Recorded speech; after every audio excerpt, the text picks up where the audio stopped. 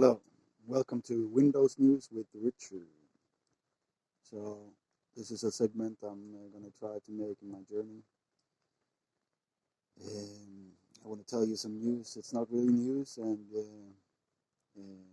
you should probably not listen to me. Uh, yeah. So, there's something funny about traveling around in different countries, and the most common questions are where are you from? How old are you? What shoe size do you have? Um, yeah.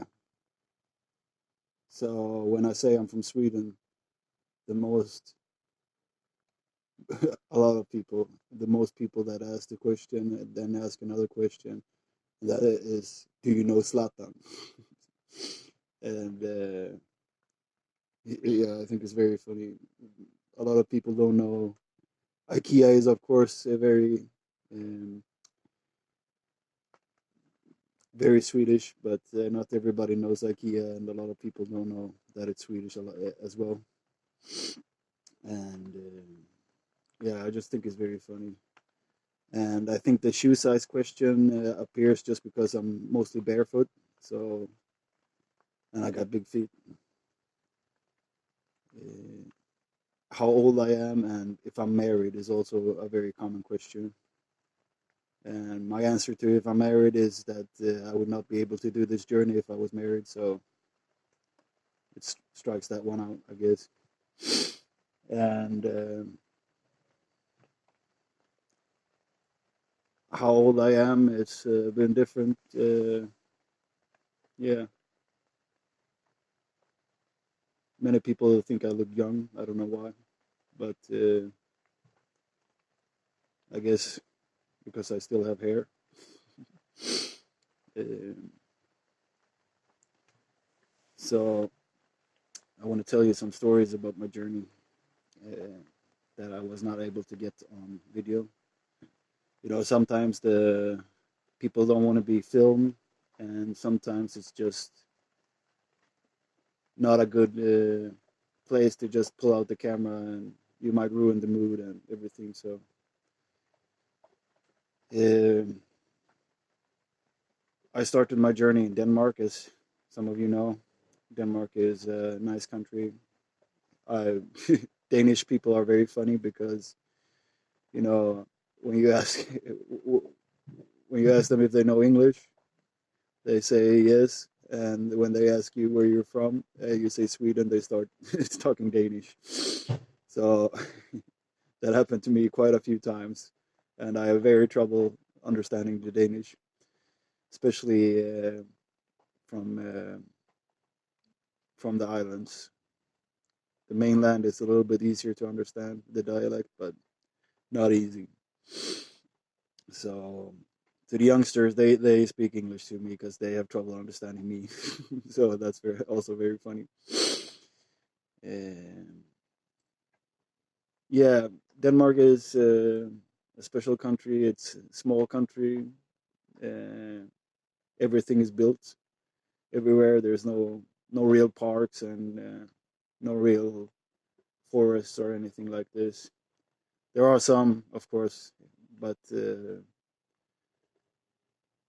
if you would try to wild camp in Denmark, there would be big problems. You would not find a lot of places. They have a okay system with camping sites, free camping sites, so you can find a lot of nice places to set up a tent or yeah, if you don't have a tent, a hammock or anything else that you might use when you camp. Um, most of these places you cannot get with a car, so if you have a camper van, it's not really possible. But I guess in Denmark you could find some camping spots where you can put your van, but you might have to pay for this. Hey! So yeah, the cats are fighting, and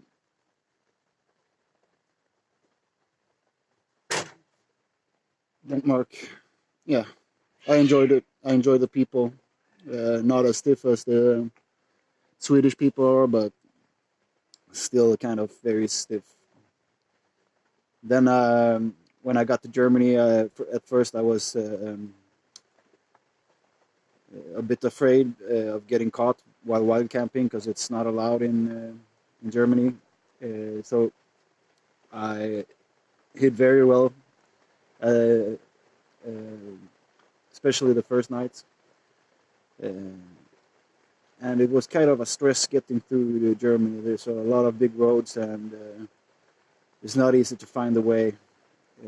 Sometimes the bicycling way is beside the road, and sometimes it's not, and it's not easy to find on a map. The German people are all the Germans I met while traveling before this, and who's also on traveling, have been really great people and nice to talk to. But in Germany, the people I met there, I don't know if it was the language barrier, but yeah, we didn't clinch, so to say. I met yeah, I met some nice people in Germany, but not a lot. And the only thing I wanted was just to talk to some people, but it seemed very hard. Seemed very hard. Uh, so I'm just gonna skip Germany because I don't have so much nice to say about Germany, I guess.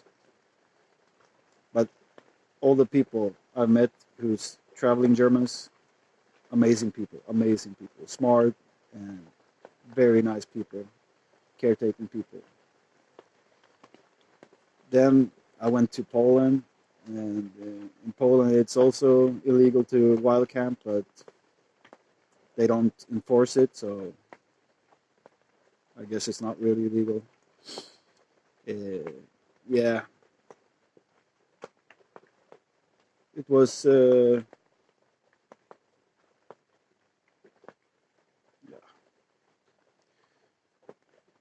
didn't happen much in Poland. Not much happened. Yeah, what can I say? I met a really nice dude the first day when I got over the border, who helped me. He gave me some stuff and took me to his place to get a shower. And yeah, also on the first day, I met two guys on the street who asked me for money for alcohol, and I told them if I had money for alcohol, I would buy it myself. I only had, yeah, just a few, whatever the currency is called in Poland. I don't remember, but I only had like $2 or something, $5, so I didn't have much to give. And yeah, I raced through Poland in a week or something. And then when I got to the border over to Slovakia, I took a wrong turn somewhere and got into Czech Republic instead. And Czech Republic, I didn't have a lot of experience, not on this journey, because I only was there for one night. It was a stormy night. I had to hide in a bus shelter to get out of the storm, which I also slept in. And yeah, after that, I managed to get to Slovakia, and I liked Slovakia very much. It's not many people spoke English, but a lot of people at least tried to communicate. And this was before I got my new phone, which I got from Mark. And yeah, it's just I didn't have the translation apps or anything. I could not use my phone in this way. So communication was not the best. But the Slovakian people are very kind people. Yeah, so I guess that's the end of Window News with Richard.